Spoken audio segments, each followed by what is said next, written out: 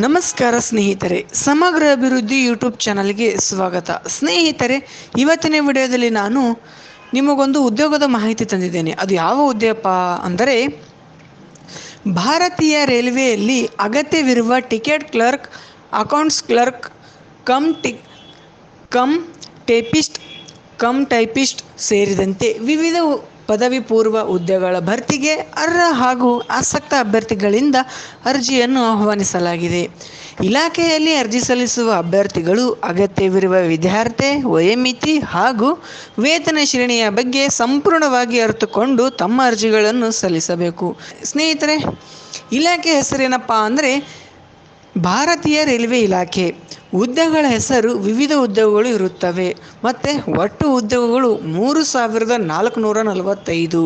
ಅರ್ಜಿ ಸಲ್ಲಿಸುವ ಬಗ್ಗೆ ಆನ್ಲೈನ್ ಆಗಿರುತ್ತದೆ ಮತ್ತು ಈ ಒಂದು ಉದ್ಯೋಗದ ಸ್ಥಳ ಭಾರತಾದ್ಯಂತ ಅಂದರೆ ಆಲ್ ಇಂಡಿಯಾದಲ್ಲಿ ಇರುತ್ತದೆ. ಇನ್ನು ವಿದ್ಯಾರ್ಥಿ ಸ್ನೇಹಿತರೆ, ಈ ಒಂದು ಹುದ್ದೆಗೆ ಅರ್ಜಿ ಸಲ್ಲಿಸಬೇಕಾದರೆ ವಿದ್ಯಾರ್ಥಿಯು ಸರಾಸರಿ 50% ಅಂಕಗಳಿಗಿಂತ ಕಡಿಮೆ ಇಲ್ಲದಂತೆ 12ನೇ ತರಗತಿ ಅಥವಾ ತತ್ಸಮಾನ ಶೈಕ್ಷಣಿಕ ಅರ್ಹತೆ ಹೊಂದಿರಬೇಕು.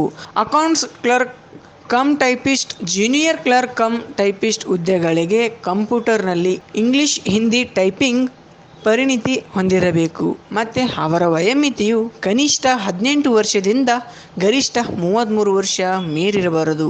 ಇದರ ಜೊತೆಗೆ ಈ ಒಂದು ಹುದ್ದೆಯಲ್ಲಿ ವಯೋಮಿತಿಯಲ್ಲಿ ಸಡಿಲಿಕೆ ಕೂಡ ಕೊಟ್ಟಿರುತ್ತಾರೆ. SC/ST ಅಭ್ಯರ್ಥಿಗಳಿಗೆ 5 ವರ್ಷ ಇರುತ್ತದೆ, OBC ಅಭ್ಯರ್ಥಿಗಳಿಗೆ 3 ವರ್ಷ ಇರುತ್ತದೆ, PWD ಅಭ್ಯರ್ಥಿಗಳಿಗೆ 10 ವರ್ಷ ವಯೋಮಿತಿಯಲ್ಲಿ ಸಡಿಲಿಕೆ ಕೊಟ್ಟಿರುತ್ತಾರೆ.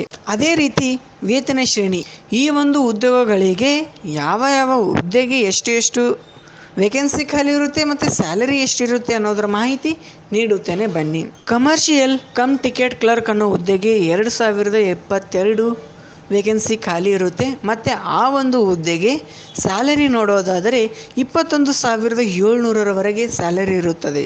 ಕಮ್ ಟೈಪಿಸ್ಟ್ ಅನ್ನೋ ಹುದ್ದೆಗೆ 361 ವೇಕೆನ್ಸಿ ಖಾಲಿ ಇರುತ್ತವೆ.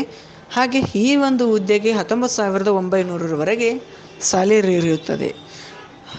ಮತ್ತು ಜೂನಿಯರ್ ಕ್ಲರ್ಕ್ ಕಮ್ ಟೈಪಿಸ್ಟ್ ಅನ್ನೋ ಹುದ್ದೆಗೆ 990 ವೇಕೆನ್ಸಿ ಖಾಲಿ ಇರುತ್ತವೆ.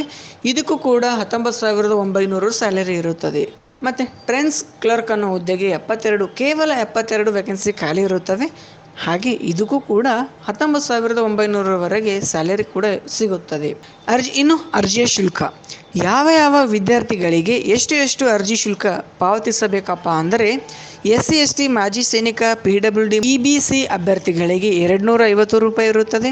ಉಳಿದ ಅಭ್ಯರ್ಥಿಗಳಿಗೆ 500ರವರೆಗೆ ಅರ್ಜಿ ಶುಲ್ಕವನ್ನು ಪಾವತಿಸಬೇಕಾಗುತ್ತದೆ. ಹಾಗೆ ಆಯ್ಕೆ ವಿಧಾನ, ಈ ಒಂದು ಹುದ್ದೆಗೆ ಅರ್ಜಿ ಸಲ್ಲಿಸಿದ ನಂತರ ಅಭ್ಯರ್ಥಿಗಳಿಗೆ ಯಾವ ರೀತಿಯಲ್ಲಿ ಸೆಲೆಕ್ಟ್ ಮಾಡಿಕೊಳ್ಳುತ್ತಾರಪ್ಪ ಅಂದರೆ, ಅಭ್ಯರ್ಥಿಗಳಿಗೆ ಕಂಪ್ಯೂಟರ್ ಆಧಾರಿತ ಪರೀಕ್ಷೆ, ಸ್ಟೇಜ್ 1, ಸ್ಟೇಜ್ 2 ಟೈಪಿಂಗ್ ಪರೀಕ್ಷೆ, ಟೈಪಿಸ್ಟ್ ಹುದ್ದೆಗಳಿಗೆ ದಾಖಲೆಗಳು, ವೈದ್ಯಕೀಯ ಪರೀಕ್ಷೆ ನಡೆಸಿ ಹುದ್ದೆಗಳಿಗೆ ಆಯ್ಕೆ ಮಾಡಲಾಗುತ್ತದೆ.